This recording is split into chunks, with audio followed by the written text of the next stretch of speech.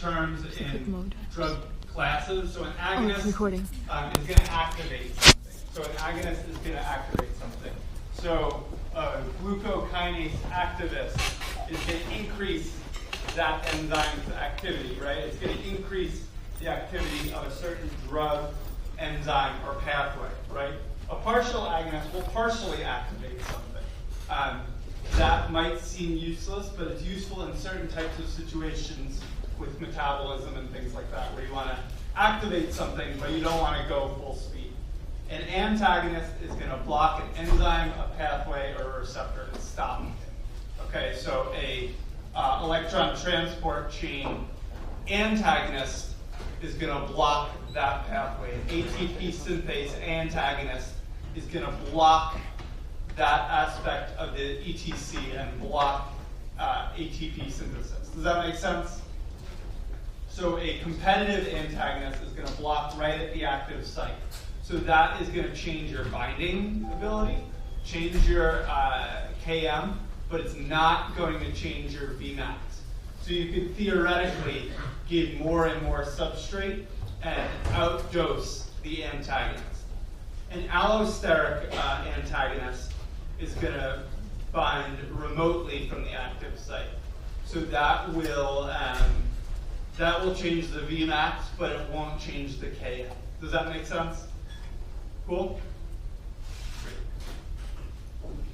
Terms, the effective dose 50, that's the effective dose in about 50% of people. The LD is the lethal dose. In 50% of people, if you divide those from each other, that will give you your therapeutic index, and you want that to be high. That is more helpful. That means you can give it in a wider range of people. You can give it in a wider range of doses. Whereas a low therapeutic index means a drug has a really narrow concentration in which you'll give it, where it'll be effective as opposed to deleterious, right? Cool? Remember routes of drug delivery? You can give it IV. It's more invasive, so it's kind of annoying for certain types of people. Sometimes you'll have to come into the clinic to have that be done, things like chemotherapy. But it's less inactivated, less removed by the liver, so you have more of that is bioavailable. So you can give, theoretically, a lower dose that would be effective. An oral delivery is easier for most people. You can take it at home 4 times a day, but there's more uptake by the liver, more inactivation, so you need to give more of that. Intrathecal means something you would give right into the skull. That can be done for chemotherapy, for brain tumors and things like that. Yes, Matt? I think another thing to keep in mind for, say, an IV would be that you can have a continuous infusion of a medication that will eventually equilibrate and stay at that dosage for X amount of time that you have it in. Sure. Versus for oral, it's a bit more of an oscillation. So maybe you take like 1 pill a day, so it kind of like peaks and then it just gradually goes down. Or maybe like you could take it 3 times a day and kind of have it a bit more consistent, but then the patient's also less likely to actually take it. Sure. Yes. So I'm not sure if you're going to touch on this later, but going off what you're saying about IV versus oral, is it possible to technically get steady state with oral medications or only? Not really. I mean, it's theoretically possible. It's just much more difficult. You literally have to be like popping pills like Tic Tacs. It's theoretically, yes, possible. But practically, if you want to get steady state, IV is much easier. So, perfect segue. Metabolism rate. So this is a type of question I saw pretty frequently about how long it would take for a steady IV, for how long it would take for you to reach a steady state drug concentration. That's about 4.5, 5 half-lives is what it'll generally take to reach that. Okay. If you want to reach this faster or more quickly, you can use a loading dose. So the loading dose is a quick bolus to get you up to a certain level, and then you can give dosing from there to get you at a steady state. The steady state concentration equation is right there. It's the infusion rate over the clearance. And then the rate of elimination is different from clearance, That'll be clearance times the plasma concentration. Okay? So these are classic problems that I saw pretty frequently last year, particularly this on how long it would take for you to reach steady state. Okay? And then metabolism rates. First order kinetics means that doubling the dose will increase the duration by about 1 half-life. First order means that a constant fraction is removed per unit time. So for every hour, you're removing 25%, for example. Whereas zero order means you're removing a constant amount per unit time. So you're removing 0.5 milligram per hour, 0.5 milligram per day, for example, or 500 milligrams per day. Does that make sense? Cool? Yeah. Great. And I think it might also be useful to try and keep in mind of how that might look on, say, if it's like graphed out as a concentration. Zero order, it's actually just going to be linear. You're losing the same amount every time, unless it's like a logarithmic scale. Yeah. Just like try and keep in mind of like what the axes are saying and like how this is actually being eliminated, because I can try and mess with you with this. How they'll look. So a first order, like if this is y-axis, x-axis, first order would decrease like that, kind of like the hyperbolic curve, whereas zero order is more linear, straight down. Does that make sense? Cool. So that's just something, as soon as you see that graph, that's what you want to think about. Yes? Do most drugs follow first order, or is it pretty evenly split? I think more drugs that you'll see in more circumstances, they'll be first order. Yeah, they'll usually like specify that there's zero order kinetics. Okay, most of the time you have to read a chart, right? Yeah, you might have to see a chart, and that's why it's helpful to see, is this being reduced at a steady fraction, you know, half per hour, half per day, or is it a steady amount that is going down by?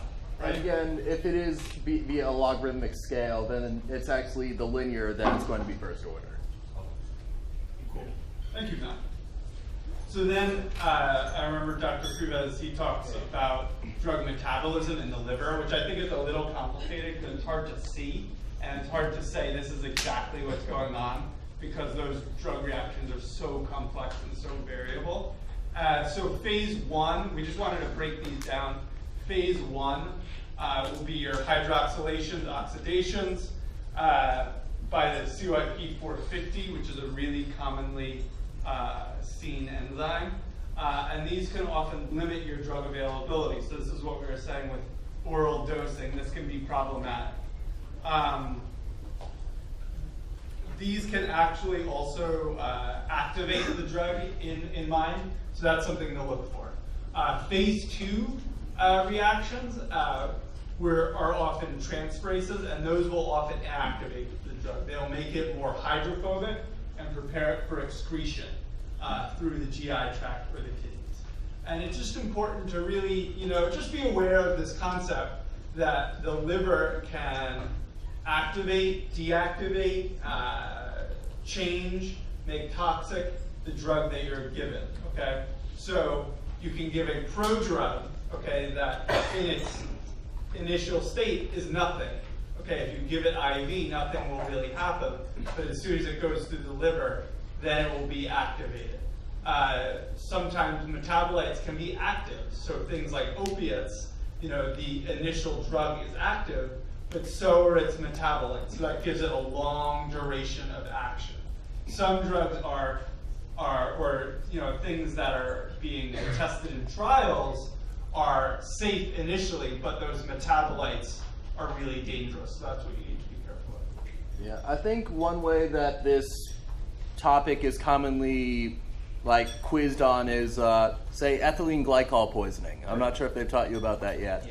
Where ethylene glycol itself isn't actually the issue, it's a metabolic byproduct. And does anyone know what you actually give to prevent the toxicity? Give them some booze. Cool. Did I see a question? Yes. Why is it made more hydrophobic for excretion? Isn't it usually hydrophilic? I think Actually, well, see, it depends because also phase one and phase two aren't necessarily like in that order, and also not every single thing has the same like phase 2 like modifications, it's usually like, actually I believe it does become more hydrophilic, so it can become more water soluble and be excreted via the urine, but not all molecules are also excreted that way. Some of them are excreted in the bile, some of them are excreted in the intestine, so it really depends molecule to molecule. So yeah, I think making more hydrophobic makes it more easily excreted via bile and the GI tract. Cool. So now we want to move on. Really the rest of this from here is practice problems, and we'll work through how we approach a certain user, and then through these types of problems kind of review the high yield topics that will be on your exam next week. Sound good? So this first one. So sorry if the text is a little tiny, but we'll do our best. So an investigator is interested in comparing carbohydrate metabolism in hepatocytes and other body tissues, isolates an enzyme from myocytes, A, and another enzyme from hepatocytes, B, then comparing enzymatic activities as illustrated in the image. So which of the following best describes these enzymes? So A here, despite giving more and more concentration, it's clearly bottomed out. B can go up to higher concentrations, but will eventually then bottom out. So what do we think is the answer? Well, clearly E is the answer. So, remember that Km is 1/2 of the Vmax.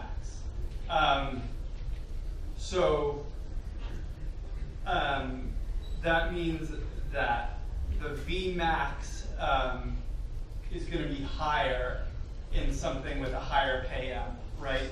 So that's why B has the higher Michaelis-Menten constant. Does that make sense? Yep. Does that make sense? Any issues there? Cool. So the next one.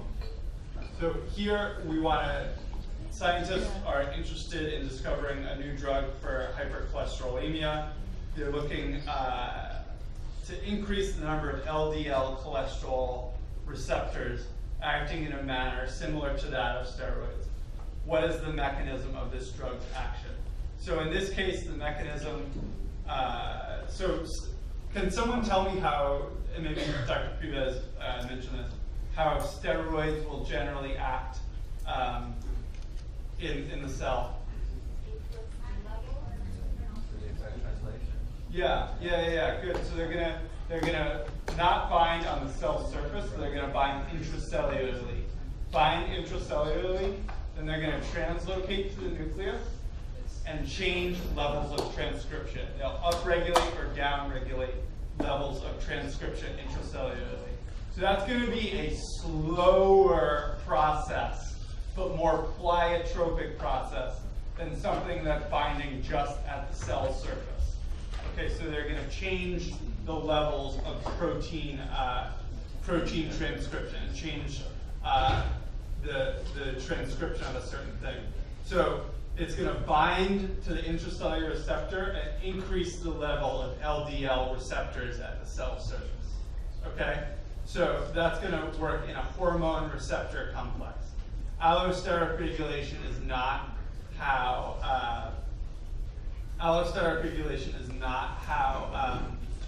how steroids will work. They won't bind at the cell surface. GPCRs is a different drug class. Hormone receptors, that's how steroids would work, and that's how this theoretical drug would work. Okay? So remember, hydrophobic steroids, you're going to bind intracellularly, modify transcription, and have slow, broad cellular action. Okay? Great. So the electron transport chain is located on the inner mitochondrial membrane. It's the site of oxidative phosphorylation. Target of many drugs that can inhibit their activities. Which agent directly inhibits the final electron receptor in this chain? Does anybody have a thought here? Yeah. Cyanide. Good, great. So this is is a good review of all of the electron transport chain inhibitors. So cyanide will inhibit the final step. That's why it's the most lethal of these drugs here. 2,4-DMP is an uncoupler, so that will lead to just kind of overactive metabolism. So that's those classic drugs that cause people to overheat. They're losing a ton of weight, but they have a huge fever. It can get really dangerous. Antimycin will work at cytochrome C, so that's a little earlier on.